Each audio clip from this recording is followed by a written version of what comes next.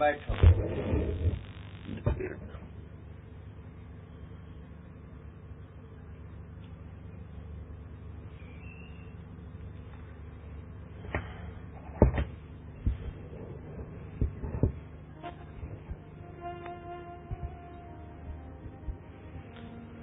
हरि ओम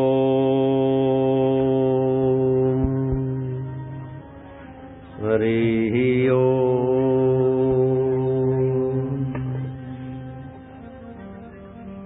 आप लोग मिलकर बोलना है।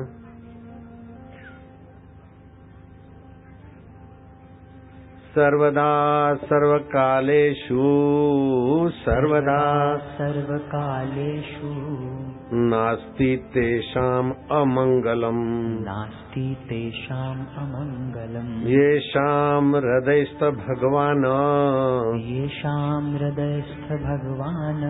मंगलाय तनो हरि मंगलाय तनो हरि। शास्त्र कहते हैं सर्वदा सर्वकाल में उनके जीवन में अमंगल नहीं होता है। जो अपने कार्यकलापों में मंगलायतन हरि का आश्रय, हरि आरंभ में भी हरि, बीच में हरि, अंत में हरि, हरि ही हर जगह हर शरीर में हर अवस्था में रहते हैं, तो उनका अमंगल कोई नहीं कर सकता। सर्वदा सर्वकालेषु नास्ति तेषाम अमंगलम येषाम हृदयस्थ भगवान। सृष्टि के आदि में भगवान थे, सृष्टि के अंत में भगवान रहेंगे, अभी भी सृष्टि में सभी के हृदय में भगवत सत्ता है। भगवान मतलब 4 अक्षर हैं, भगवान, जिसकी सत्ता से भरण पोषण होता है, जिसकी सत्ता से गमनागमन होता है, जिसकी सत्ता से वाणी स्फुरित होती है, और ये सब न रहे शरीर फिर भी जो साथ नहीं छोड़ता, वह वासुदेव भगवान है। वासम करोति वासु, जो सब में बसा है, और वासुदेव भगवान का जो आश्रय लेते हैं उनका अमंगल भी मंगल में बदल जाता है।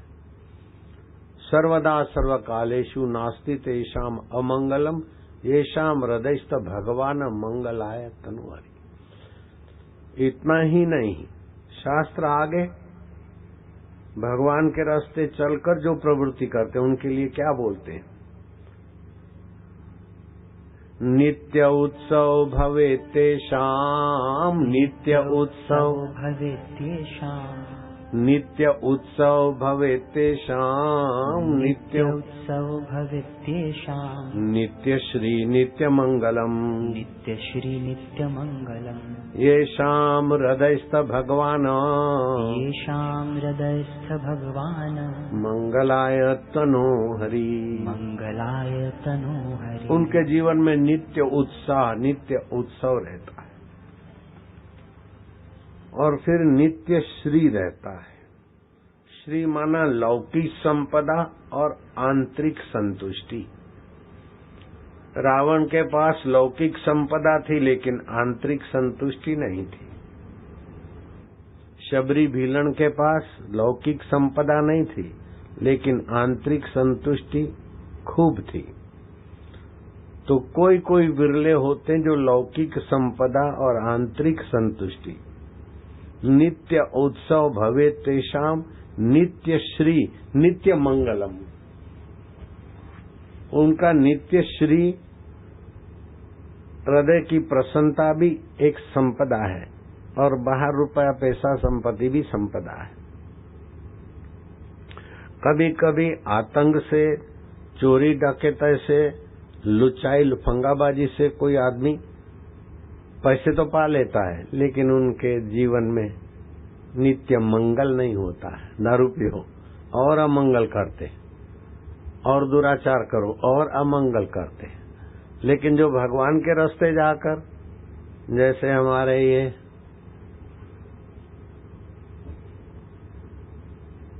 विजय और विजय जोशी, रामकृष्ण, बालकृष्ण और ये साथी, क्या कर रहे थे कि बापू का आज से तो कॉलोनी का प्रफुल्ल पार्क का उद्घाटन कराया, लेकिन वो उसको आगे करे, वो उसको आगे करे, आप अमानी दूसरे को मान देते। ये आजकल कलयुग में तो मेरे को मान मिले दूसरा पीछे हो जाए, इनको देखो तो हमारा साथी, एक दूसरे को मान देते, आप अमानी। ऐसे लोगों के जीवन में नित्य श्री रहती, नित्य मंगल रहता है, नित्य उत्सव रहता है। श्री राम जी जब गुरुकुल में पढ़ते थे तो लखन भैया को जरा सा संकेत करते, लखन भैया तो तैयार थे समझने में, अथवा भरत भैया। वो सामने वाला पक्ष जब हार की कगार पे होता तो लखन के तरफ देख के राम जी, वो लखन समझ जाते कि अब वो बेचारे हार कर दुखी हों, इससे तो हम हार कर सुखी होंगे, क्योंकि हम हारेंगे तो वो प्रसन्न होंगे, उनकी प्रसन्नता में निमित्त तो हम बन रहे ना। आप समझ रहे हैं? कंपटीशन का जमाना है, कंपटीशन का जमाना है, अंधा कंपटीशन का जमाना है। दूसरे को नीचा दिखा के बड़ा बनना ये कोई बहादुरी नहीं है, और दूसरे के दुख हरकर दूसरे के जीवन में चमक लाकर अंतरात्मा में संतुष्टि, वो बहुत बड़ी चीज है। इन पार्टनरों में मैंने ये सद्गुण देखा, वो उनको आगे करते हैं, वो उनको आगे करते हैं। मेरा हृदय बहुत प्रसन्न है, बहुत सज्जनता इनकी देखी। I sought you sought who will carry dirt out. वो बोले मैं आगे, वो बोले मैंने क्या, वो बोले मैंने क्या। राम जी क्या करते थे? रावण से इतना लोहा लेने के बाद बड़ी मुश्किल से रावण को स्वधाम भेजा, लेकिन श्री रामचंद्र जी जब वापस आते अयोध्या में तो गुरुदेव को प्रणाम करते, गुरुदेव आपके आशीर्वाद का विजय हुआ, आपके आशीर्वाद का विजय हुआ। ऐसा नहीं मैंने लंकेश को मार दिया, लंकापति रावण उसको मैंने भेज दिया, नहीं, आपके आशीर्वाद का विजय हुआ। और इंद्रजीत रावण का बेटा जब लक्ष्मण से भिड़ा था तो लक्ष्मण ने उनको मार गिराया, तो उनका एक हाथ कट के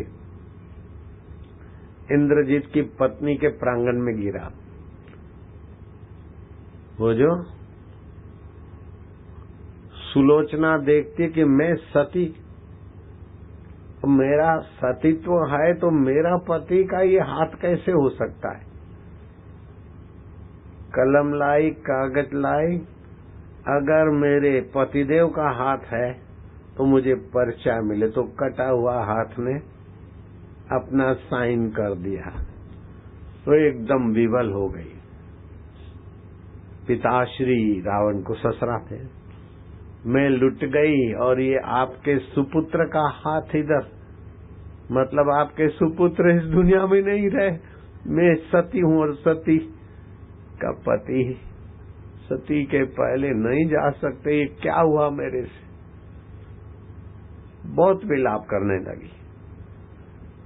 तो रावण ने कहा कि बेटी तेरे शोक की पीड़ा मैं जानता हूं, लेकिन तेरा ये ससुरा रावण तेरा शोक नहीं मिटा सकता, जा श्री राम के चरणों में।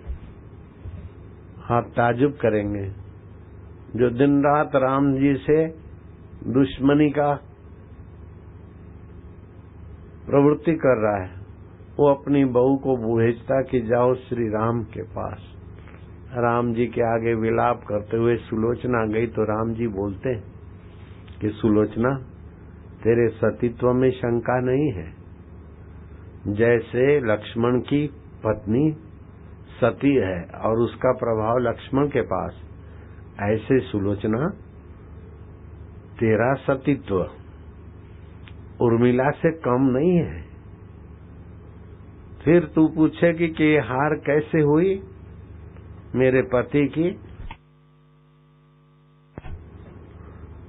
तो उर्मिला का सतीत्व बड़ा था, मेरा छोटा था। बेटी ऐसा नहीं है, उर्मिला का सतीत्व और सुलोचना का सतीत्व 19-20 नहीं है पुत्री, लेकिन उर्मिला के पति ने दूसरों को यश देकर, दूसरे को मान देकर, दूसरे के मार्ग के कांटे मिटाकर उनकी सेवा करने वाले धर्म को सहयोग दिया है। तो उर्मिला का पति लक्ष्मण धर्म के पक्ष में था, उसको मदद किया। और सुलोचना, तुम्हारे पति इंद्रजीत साधारण व्यक्ति नहीं थे, लेकिन उन्होंने अधर्म को सहयोग दिया है। बेटी, यह तो धर्म तो जया, लेकिन तू विलाप न कर अब। क्यों कि योद्धाओं की तो वही, या तो हारना जीतना। योद्धे की जीत तो जीत है, लेकिन मरकर हार भी जाता है तभी भी वीर गति को पाता है। उसने अपने को जीता है। और तू बेटी, राम जी जब बेटी कहते तो सुलोचना देखती रह जाती, और सुलोचना का शोक चला गया आत्म परमात्मा की विश्रांति में। भगवान, जिसकी सत्ता से भरण पोषण होता है, जिसकी सत्ता से गमनागमन होता है, जिसकी सत्ता से वाणी स्फुरित होती है, और ये सब शरीर न होने के बाद भी जो साथ नहीं छोड़ता, वो प्रभु तत्व के ज्ञान में सुलोचना की गति हो गई। जीते जी सती का तप था, लेकिन पति चले गए तो सती अपने को अकेली नहीं मानती। जो भगवान है वो मेरा आत्मा है, और वही मेरे पतिदेव का आत्मा है। भगवान ज्यों के त्यों है, और शरीर तो बदलते रहते हैं, शरीर तो मिटने वाले। जो मिटने वाले शरीर के लिए मान में जो आगे आते हैं वो रावण के रास्ते जाते हैं, और मिटने वाले शरीर को अमानी रखकर अंदर से सद्भाव रखते हैं, वो राम के रास्ते जाने वाले लोग। मैं तो चाहूंगा कि इस कॉलोनी में बसने वाले लोगों को भी कभी कभार सत्संग आदि मिलता रहे, कि मनुष्य जीवन राम के रास्ते लग जाए, काम के रास्ते नहीं, अहंकार के रास्ते नहीं, मैं बड़ा नहीं। राम जी देखते थे कि अब हम कबड्डी खेलते अथवा खो खो खेलते या दूसरा कुछ खेलते, हमारे पक्ष में विजय सुनिश्चित है, लेकिन सामने वाला पक्ष उदास हो जाएगा। लखन समझ गए, लखन प्रणाम करते, भरत प्रणाम करते और जानबूझ के हार जाते। अब बोलो, जानबूझ के हार जाते और सामने वाले विजयी होते। अब उनकी विजय देखकर उनको तो खुशी होती थी, लेकिन इन भाइयों के हृदय में भी बड़ी प्रसन्नता होती थी, क्योंकि दूसरों को मान देने। अब मेरे को तो इन्होंने सम्मान दिया, इतना सारा पहनाया। मैं सोच रहा था कि ये ग्राहक कब मैं पहुंचूं। जब मैंने इनको पहनाया तो मेरे को पहनने का तो भाई बोझा लगा, सच्ची बात है। जब इनको पहनाया तो मेरे को तो आनंद आ गया। ऐसे ही आप भी घर में कुटुंब में सासू बहू का सम्मान करें, बहू सासू का आदर करे, सासू बहू को उन्नत चाहे, देरानी जेठानी की उन्नति चाहे। I sought you sought, who डट आउट। मैं बड़ी मैं भी रानी, तू भी रानी, कौन भरेगा घर का पानी। विनोबा भावे की माँ रखुनाई भावे। रात्रि को सबको जिमा विमा के भगवान के पूजा रूम में जाती कि मैं आजा विठ्ठला, ये तुमने सेवा दिया है, लेकिन तुम ही सत्ता देते हो सेवा करने की। सफलता में तो आपकी सहजता है, लेकिन विफलता में मेरी गलतियां है, मेरी ना समझिए, मेरा अहंकार है। ए माझा पांडुरंगा तुम्ही क्षमा करून दे, माझा विठ्ठला, माझा भगवान। वो टुकुर टुकुर देखते विनोबा भावे। माँ आंसू बहाती और उनसे माँ का हृदय बड़ा द्रवीभूत हो जाता है, और बालक माँ के आंसू देखकर वो बालक विनया विनया बोलते थे उस समय विनोबा जी को, बड़े द्रवित हो जाते। फिर माँ पूजा के रूम से उठती और हाथ में दही लेती, माझा पांडुरंगा ये मेरी दही तुम जमा देना अच्छी, तुम्ही जमान जामन तुमचे नाम से जामन टाकते तो चांगली दही होती, दही मेरी अच्छी जमाओगे पांडुरंगा, कल मैं सेवा में सफल हो जाऊं, ये तुम्हारी दया है। हाँ, वो जब बड़े हुए तो एक दिन पूछा कि माँ ये क्या दही पांडुरंग जमा इसमें पांडुरंग को काय को घसीटती है, दूध में दही डालो तो दूध तो दही बनेगा, इसमें पांडुरंग को खींचना उनको घसीटना, भगवान मेरी दही जमा दो। अरे विनया तुम्हारा माहित नहीं, दूध में दही डालने से सब दूध दही बन जाता है, ये सिद्धांत तो भगवान का है।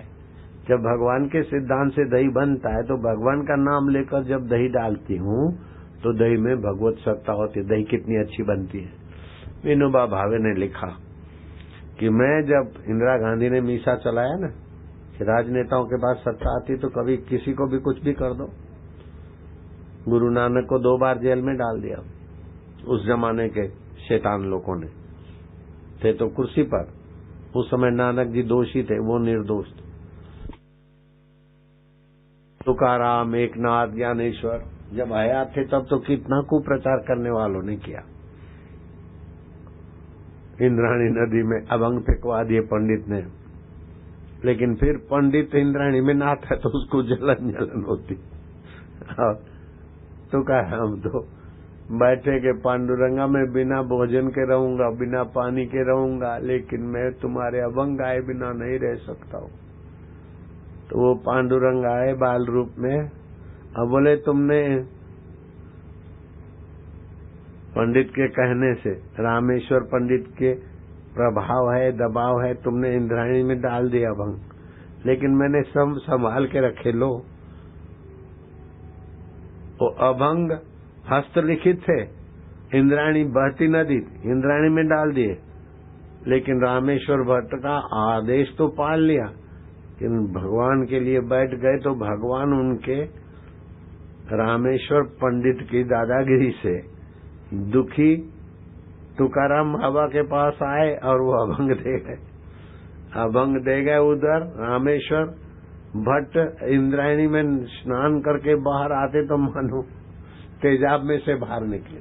सब लोग तो इंद्रायणी माता में से गंगा जी तुल्य है, नदी में से बाहर आते तो शीतलता, उनको कई उपाय किए, ठीक नहीं होते।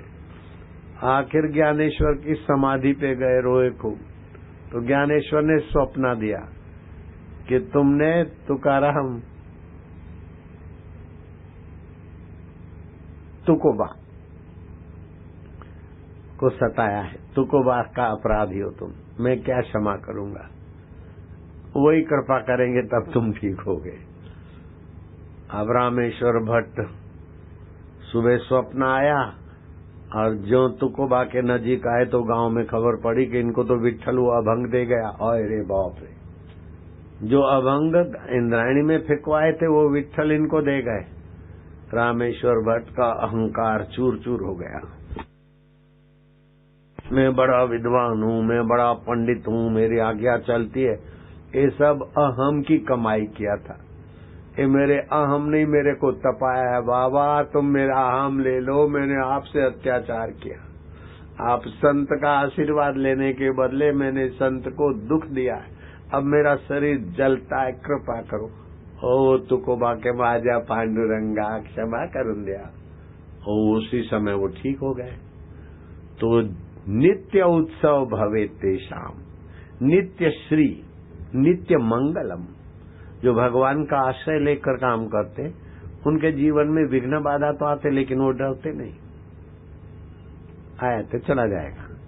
और जो जो विघ्न बाधा आते क्यों जूझते हुए तो और जीवनी शक्ति बढ़ती है, सफलता मिलती है तो भगवान की कृपा, और विघ्न बाधा आते तो भी भगवान की कृपा के हमको मजबूत बना रहे।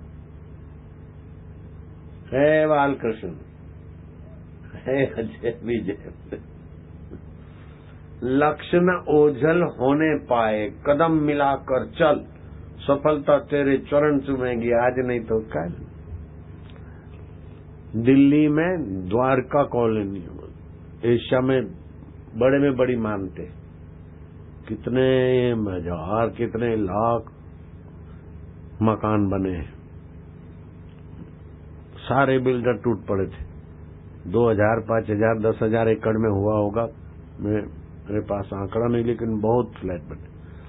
अब क्या हुआ कि उसमें राजकारण लग गया और कहीं सीबीआई रख दी गई, सारे बिल्डरों को बेच नहीं सकते, केस लगा दिया। 1 साल, 2 साल, 3 साल, 4 साल बिल्डिंगें खड़ी है, किसी को अलॉटमेंट पेपर नहीं दे सकते, स्टे लग गया। लगा क्या रे, बिल्डर तो बेचारे मर गए। अरे सभी दिल्ली के लगभग बिल्डर, 50 बिल्डर होंगे, 100 होंगे, 200 होंगे, वो आंकड़ा मैं नहीं बोल सकता हूँ, लेकिन सभी ने, किसी ने 10 एकड़ में, किसी ने 2 एकड़ में, किसी में 15 एकड़ में, 5 एकड़ में, हजारों एकड़ों में वो द्वारका कॉलोनी बनी एयरपोर्ट के पीछे दिल्ली में। द्वारका मशहूर है, एक तो कृष्ण की द्वारका, वहां दिल्ली वाली, बड़ा नाला जाता है, बड़ा कठोर वाली द्वारका, एक समुद्र वाली द्वारका, वो दिल्ली की गटर वाली द्वारका। उस समय जो 15 लाख में, 20 लाख में ग्राहक को देना था, अभी 1.5 करोड़ और 20 लाख का फ्लैट अभी 1.5 करोड़ में बिकता। वो स्टे सब निकल गया, सीबीआई की जांच वाच सब ठीक हो गया। उसमें एक बिल्डर मेरा भगत भी था। बोले बापू सीबीआई वाले, मैं क्या तुम देखता जाओ क्या होता है। बोले बहुत अच्छा हुआ क्या भाई, पहले तो 20 करोड़ में सब बिक जाता, अभी तो 150 करोड़।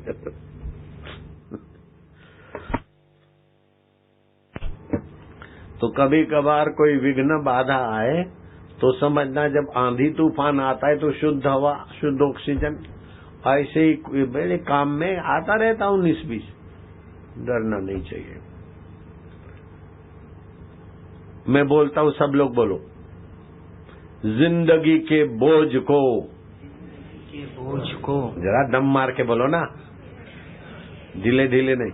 जिंदगी के बोझ को हंसकर उठाना चाहिए, राह की दुश्वारियों पे मुस्कुराना चाहिए।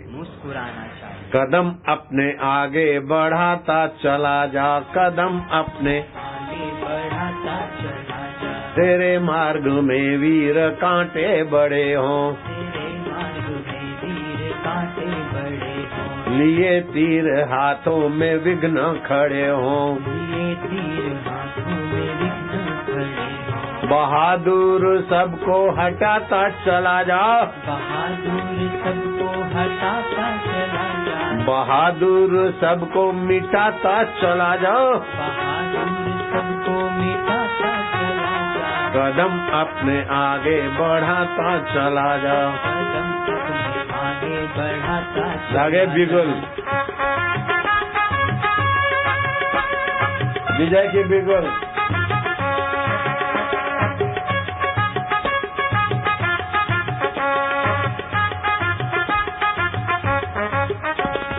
तू है आर्यवंशी ऋषि कुल का बालक, तू है आर्यवंशी ऋषि कुल का बालक, प्रतापी यशस्वी सदा दीन पालक, प्रतापी यशस्वी सदा दीन पालक। तू संदेश सुख का सुनाता चला जाओ, तू संदेश सुख का सुनाता चला जा, कदम अपने आगे बढ़ाता चला जा, कदम अपने आगे बढ़ाता चला जा।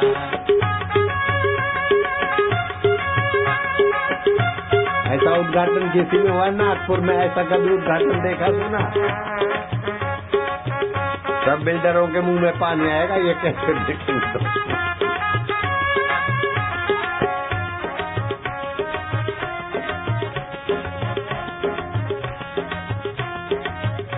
भले आज तूफान उठ उठ के आए, भले आज तूफान उठ उठ के आए, बला पर चली आ रही हो बलाए, बला पर चली आ रही हो बलाए। युवा वीर है धन धनाता चला जा, युवा वीर है धन धनाता चला जा, भारत का वीर है गुनगुनाता चला जा, भारत का वीर है गुनगुनाता चला जा, कदम अपने आगे बढ़ाता चला जा, कदम अपने आगे बढ़ाता चला। विजय बिगुल। ऐसा किसी कॉलोनी का हुआ है तो बोलो।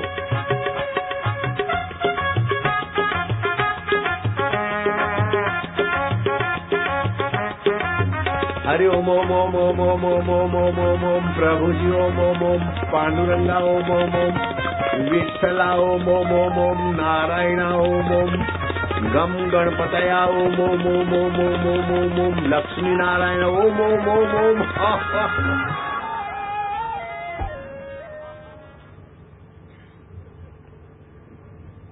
मैं नागपुर में सत्संग के लिए आया था। सत्संग की तारीख 16 थी। 16 और 17 सुबह 12 बजे तक, फिर 17 शाम को बम्बई में और 18 और फिर 18 रात को जयपुर पहुंचना। लेकिन कैसा है कि पहले तो प्रफुल्ल पार्क, अरे कैसा हुआ, क्या जादू लगा दिया। अब तुमने कभी नहीं सुना होगा, ऐसी सार बात जरूर सुन लो। आपकी जीवनी शक्ति शरीर में हर 2 घंटे में एक एक अंग को राजा बना देती है। जिस समय जिस अंग में जीवनी शक्ति राज्य करती हो, उस समय में उस अंग का काम करने से आदमी सुदृढ़ रहता है, स्वस्थ रहता है, बीमारी ऐसे ही भगा सकता है। जैसे सुबह 5 से 7 के बीच बड़े आंत में जीवनी शक्ति होती है, तो 5 से 7 के बीच घूमना, व्यायाम और शौच का काम निपटा लेना चाहिए, तो सैकड़ों पेट की बीमारियां ऐसे ही चली जाएगी बिना दवा के। और 3 से 5 तक जीवनी शक्ति फेफड़ों में रहती है। अगर कोई 3 बजे उठ जाता है, नहीं तो 4 बजे उठे, 4:30 बजे उठे और प्राणायाम करे, प्राण बल बढ़ेगा। प्राण बल बढ़ने से मनोबल बढ़ेगा, बुद्धि बल बढ़ेगा, अनुमान बल बढ़ेगा, क्षमा बल बढ़ेगा, दूरदर्शिता बल बढ़ेगा। बच्चों को महान बनाना हो तो ये तरकीब बहुत अच्छी। 3 से 5 जीवनी शक्ति फेफड़ों में रहती। फिर आप 3 बजे नहीं जगो, 4 बजे जगो, 4:30 जगो और उस समय प्राणायाम चालू कर दो। और 5 से 7 के बीच में व्यायाम और शौच आदि का काम निपटा लो। फिर 7 से 9 जीवनी शक्ति बड़े हाथ में, नहीं 5 से 7 और 7 से 9 जीवनी शक्ति आमाशय में रहती है। तो उस समय पेय बेय कुछ पीना है और रात का खाया हुआ आमाशय से जल्दी पसार हो, कुछ पेय बेय पीना हो, दूध है अथवा पानी विशेष है। पानी तो 7 बजे के पहले पहले पी लेना चाहिए। तो आमाशय का काम कर लेना चाहिए 7 से 9 और 9 से 11 जीवनी शक्ति अग्नाशय में रहती है, जठरा में। आप करके देखो, मैंने तो ये चालू किया जब से मैंने शास्त्र में पढ़ा। वो पहले जितना खाता था उससे 1.5 खाता हूं और जल्दी पच जाता है। जिसका पाचन कमजोर है 9 से 11 के बीच खा लो। जिसका शरीर टूटता है अथवा डायबिटीज है, पाचन कमजोर है, 9 से 11 में खा लो, 11 बजे पूरा कर लो, अच्छी तरह से पचेगा और बड़ी प्रसन्नता रहेगी। मैंने 1 हफ्ता 2 हफ्ता हुआ आश्रम में चालू किया तो आश्रम के सभी साधक बहुत स्वस्थ और बड़े खुश रह रहे, कार्य क्षमता बढ़ गई। तो 9 से 11 के बीच प्लीहा में अग्नाशय में जीवनी शक्ति होती है। भोजन के लिए बहुत बहुत बढ़िया टाइम है। 11 से 1 के बीच जीवनी शक्ति हृदय में रहती है। जो 11 से 1 के बीच में भोजन करते तो जीवनी शक्ति हृदय के बदले स्वाद में, खाने पीने में भटक जाती है, तो हृदय का विकास रुक जाता है। हृदय स्नेह से भरा हो, आनंद से भरा हो, संवेदनाओं से भरा हो, तो हृदय पोषक तत्वों से भरता है 11 से 1 के बीच। तो हृदय जिस समय भरता है उस समय पेट भरना, पेट की गड़बड़, हृदय की भी गड़बड़। फिर 1 से 3 जीवनी शक्ति छोटे आंत में होती है, तो 1 से 3 के बीच अगर भोजन खाया तो उसकी खैर नहीं है। खट्टे डकार, और खाएगा थोड़ा लगेगा कि बहुत कुछ पत्थर पड़े। 1 से 3 के बीच खाएगा, खाना खराब।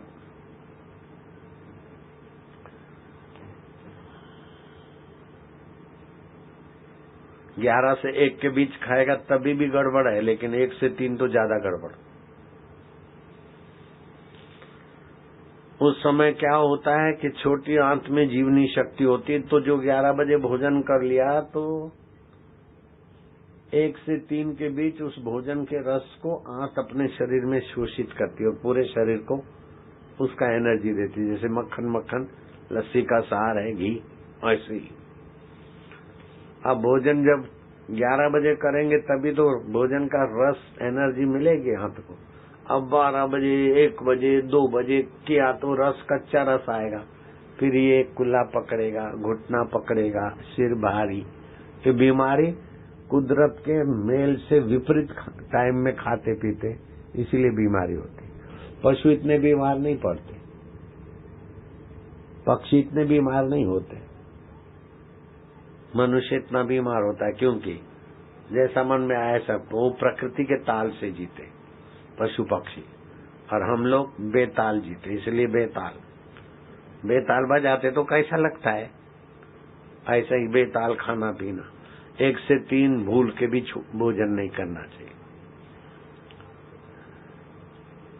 अच्छा, तो फिर 3 से 5 जीवनी शक्ति मूत्राशय में होती है। उस समय पानी पी ले अच्छी तरह, और फिर 10, 15, 20 मिनट के अंदर पानी पी के तुरंत पेशाब नहीं जाए, पेशाब जाके तुरंत पानी नहीं पिए, 10-5 मिनट का फर्क, तो पानी पी लेना चाहिए 3 से 5 के बीच, सारी सफाई हो जाएगी। कान की और किडनी की तकलीफ हो उनको 3 से 5 के बीच पानी पिलाओ, ऐसे ठीक हो जाएगी। 5 से 7 गुर्दे में जीवन शक्ति होती, उस समय संध्या वंध्या जो करते हैं और कोई काम है तो हल्का फुल्का खा ले, रात को दूध पीना है तो, नहीं तो 5 से 7 के बीच भोजन का काम कर ले। सूरज डूबते समय भोजन नहीं करें। भोजन करने के पहले प्राणायाम करना हो, संध्या करना हो, कर ले। 7 से 9 जीवनी शक्ति मस्तक में रहती। बच्चों को ट्यूशन पढ़ाते तभी भी फेल हो जाते, खाली 7 से 9 के बीच माँ बाप ही थोड़ा बच्चों को बोले पढ़े अच्छे मार्क लाएंगे। दिमागी काम 7 से 9, शास्त्र पढ़ना हो तब भी, ध्यान करना हो तब भी, कीर्तन भजन आनंद बढ़ाना हो तो, मस्तक का ज्ञान बढ़ाना हो तो 7 से 9। जिसको ये अच्छा लगता है तो ऐसा करो, मुझे चंगे लगते। और 9 से 11 जीवनी शक्ति मेरु रज्जु में रहती है। 9 से 11 की नींद, बाप रे, सारी थकान मिटा दे। अब लोग तो 11 बजे तक तो टीवी देखते, तो फिर पूरी थकान नहीं मिटती, पूरी स्फूर्ति नहीं आती। 11 से 1 भोजू, 9 से 11 और 11 से 1। 9 से 11 तो करोड़रज्जु में, और 11 से 1 पित्ताशय में जीवनी शक्ति थी। उस समय नई कोशिकाएं बनती है। 11 से 1 के बीच पक्की नींद करेगा तो शरीर में नई कोशिका बनेगी, लेकिन 11:30 12 बजे तक टीवी देखेगा तो जल्दी बूढ़ा होगा, बिल्कुल पक्की बात है। जो 11 के बाद टीवी बीवी में या जागरण करते ना तो बुढ़ापा जल्दी आ जाता। मैं 74 साल का जवान और लोग 60 साल के बुढ़े। अब मैं कितना दौड़ धूप करता हूँ। 17,000 बाल संस्कार है, 1250 से भी ज्यादा समितियां है, 400 आश्रम है, गौशाला है, दूसरे कई प्रकल्प चलते रहते, कई समितियां, फिर कई अलग अलग लॉबी, कई खींचातानी, सब ठीक हो जाता है। तो 11 से 1 जागना पित्ताशय में बीमारी लाना, और 1 से 3 के बीच जागे तो नई कोशिकाएं नहीं बनेगी, और 1 से 3 के बीच पति पत्नी का व्यवहार करेगा, संतान भी ऐसे ही आएगा और खुद भी ऐसे हो जाएगी। 1 से 3 के बीच पति पत्नी का संभोग का काम बहुत नुकसान करता है। अब इतनी इतनी डिग्रियां लेके बैठे, लेकिन जीवन जीने की बात तो नहीं जानते। फिर डॉक्टर भी ऐसे ही गड़बड़ में, बेचारे मरीज भी ऐसे ही गड़बड़ में। मैं दुनिया के सारे स्कूल, कॉलेज, यूनिवर्सिटी, विश्वविद्यालय और सारे करके डिग्रियां लेके घूमता तो भी मेरे को इतना फायदा नहीं होता जितना सत्संग से मेरे को फायदा हुआ। तो ये प्रफुल्ल पार्क वालों ने पहले ही सत्संग करके उद्घाटन कराया, तो इनको तो धन्यवाद, इनके माता पिता को भी धन्यवाद, आपको भी धन्यवाद।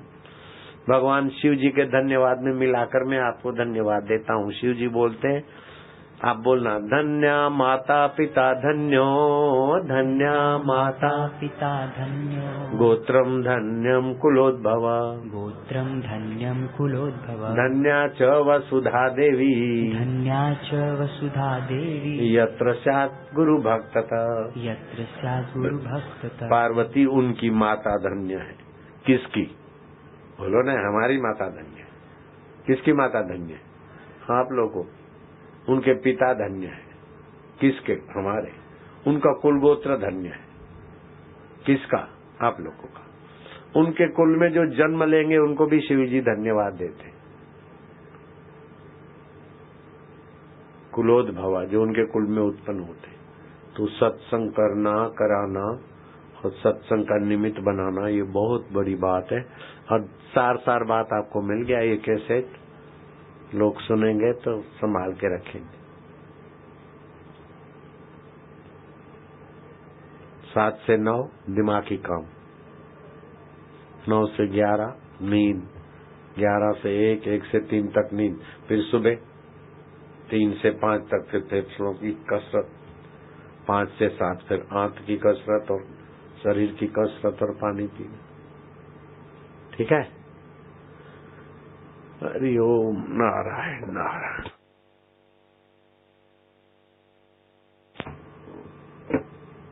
होली के दिनों में शाबाश, होली के दिनों में पलाश के फूलों से रंग लगाते तो होली के बाद जो गर्मी आती है उसको पचाने की ताकत आती है और आदमी संतुलित रहता है, प्रसन्न रहता है। लेकिन हमारे देश में विदेशी शासन ने हमारे उत्सवों में भी अपना स्वार्थ घुसेड़ के भारतवासियों का भयंकर शोषण किया। जैसे काले रंग से होली खेलते तो उसमें लेड ऑक्साइड पड़ता है, वो किडनी की बीमारी देता है। हरे रंग से होली खेलेंगे तो कॉपर सल्फेट पड़ता है, जो आंखों की जलन, सूजन, अस्थायी अंधत्व देता है। सिल्वर रंग एल्यूमिनियम ब्रोमाइड, जो कैंसर की बीमारी देता है। नीला रंग प्रूशियन ब्लू पड़ता है, जो चर्म रोग देता है। लाल रंग में मर्क्यूरिक सल्फाइड पड़ता है, केमिकल, जो त्वचा को कैंसर का रोग देता है। और बैंगनी रंग में क्रोमियम आयोडाइड पड़ता है, जो दमे की बीमारी और एलर्जी देता है। ये बाजारू रंग लाखों करोड़ों रुपए तो जाते हैं विदेशों में ये केमिकल के रंगों में, लेकिन अरबों रुपए का स्वास्थ्य भारत का कमजोर हो जाता है। मैं बम्बई एयरपोर्ट पे उतरता था तो वहां का एयरपोर्ट का मैनेजर जहाज पर गाड़ी ले आवे, मेरे को जाना हो तो वहां ले जाए, दूसरे जहाज में जाना हो और मेरा जहाज लेट है और दूसरे जहाज उड़ रहा है तो उसको रोके और मेरे जहाज को सिग्नल दिलावे। ऐसी साहसिक सेवा करता था। 1-2 बार नहीं, कई बार हमने देखा। तो मैं पूछा तुम इतनी साहस की सेवा करते हो क्या? मेरा तो आपसे कोई परिचय। बोले मेरे पिता को नींद नहीं आती थी, खाना हजम नहीं होता था, स्किन एलर्जी थी और अंग्रेजी में कई नाम लिए, ये था, ये प्रॉब्लम था। ये किसी ने बोला कि बापूजी सूरत आश्रम में पलाश के फूलों से रंग छाटते और लोग विषाद में डिप्रेशन में होते, वो भी ठीक हो जाते और बीमारी वाले भी ठीक हो जाते। तो मैंने अपने पिता को भेजा सूरत आश्रम में और उनको लगी पिचकारी पलाश के फूलों की। वो अभी नींद भी अच्छी आती है, खाते भी हैं और एलर्जी भी चली गई और वो प्रॉब्लम गए, ये प्रॉब्लम गए। जिस महाराज ने मेरे बाप को ठीक किया वो महाराज की सेवा तो लेना चाहिए ना। मैं क्या पलाश के फूल, काम तो तेरा नाम आ जाए। तो फिर अब मैं नागपुर में इसीलिए आया, नागपुर के लोगों का स्वास्थ्य बढ़िया रहे। पलाश के फूल छांटूंगा परसों, होली होली जो हो गया सो हो गया, अब नई जिंदगी। और खाने पीने की बात तो इधर भी बताया, वहां भी बताऊंगा। सब लोग तंदुरुस्त रहे, स्वस्थ रहे, सुखी रहे, सम्मानित रहे। आंवले का पेड़, नीम का पेड़, पीपल का पेड़। पीपल का पेड़ पश्चिम में बहुत फायदा करता है। बिली का पेड़ बहुत फायदा करता है, कुटुंब में सुख शांति लाता है। और घर का मुखिया अगर दक्षिण पश्चिम के कमरे में रहता तो घर सुखी रहता। और घर में किसी के झगड़े बगड़े हो, बरकत नहीं हो, ये वो फलाना डिंगना, अथवा काम धंधा करने जाते और प्रॉब्लम आते तो प्रॉब्लम को प्रॉब्लम करने वाला मैं आइडिया बताता हूँ। सुन रहे हैं बिल्डर लोग? कोई प्रॉब्लम आते तो प्रॉब्लम को प्रॉब्लम करने के लिए क्या होना, गाय के पैर की मिट्टी लाके रख दो घर में। कहीं जाते और वो काम नहीं होता है तो तिलक लगा के फिर जाओ।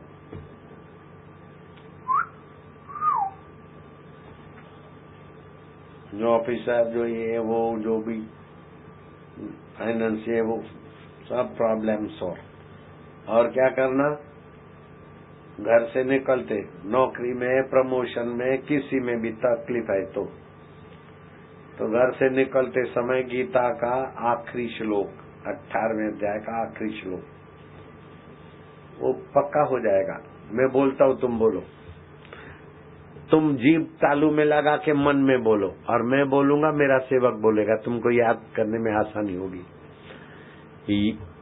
बोले जहाँ योगेश्वर भगवान है और धनुर्धारी अर्जुन है, वहाँ श्री विजय भूति ध्रुवा नीति में मति। वहाँ श्री भी होता है, वैभव भी होता है, सफलता भी होती है। ये श्लोक का अर्थ है। मैं बोलूंगा, आप लोग पक्का कर लो, पार्टनर लो। गीता का 18वें अध्याय का आखिरी श्लोक है। मैं झूठ बोलूं तो तुम मरो, बस। मैं जब झूठ बोलूंगा ना तब मरना, अभी नहीं। अपने प्यारों की झूठा कसम क्यों खाऊंगा? है वचन है शास्त्र का। यत्र योगेश्वर कृष्ण, अब सेवक बोलेगा, आप लोग मन में बोलो। यत्र योगेश्वर कृष्ण, यत्र योगेश्वर कृष्ण, यत्र पार्थ धनुर्धर, यत्र पार्थ धनुर्धर, तत्र श्री विजया भूति, तत्र श्री विजया भूति, ध्रुवा नीति में मति, ध्रुवा नीति में मति। फिर से बोलता हूँ, पक्का करो, नहीं तो गीता का आखिरी श्लोक देख लेना। यत्र योगेश्वर कृष्ण, यत्र योगेश्वर कृष्ण, यत्र पार्थ धनुर्धर, यत्र पार्थ धनुर्धर, तत्र श्री विजय भूति, तत्र श्री विजया भूति, ध्रुवा नीति में मति, ध्रुवा नीति में मति। श्री माना बाहर की संपदा और अंदर की खुशी की संपदा। विजय बाहर का सफलता, अंदर की सफलता। भूति वैभव। आपने भोजन किया 25-50 रुपए की थाली, वो है श्री, लेकिन भोजन में से खून बनाया, बुद्धि बनाया, ये है वैभव। पानी है श्री, लेकिन अंगूर का रस बनता है, भगवान का वैभव है। घास चारा है संपदा, लेकिन घास चारे में से दूध और मक्खन, घी, मलाई, आइसक्रीम बनता है, ये भगवान का श्री वैभव है। ऐसे आपके जीवन में 3 होना, श्री विजय वैभव। चलो प्रफुल्ल पार्क। हरिओम। अब क्या है, सब सुन लिया खजाना। अब कल वहां 9 बजे और शाम को 3 बजे। कल किधर है प्रोग्राम, कौन सी जगह पे है, बोल दो।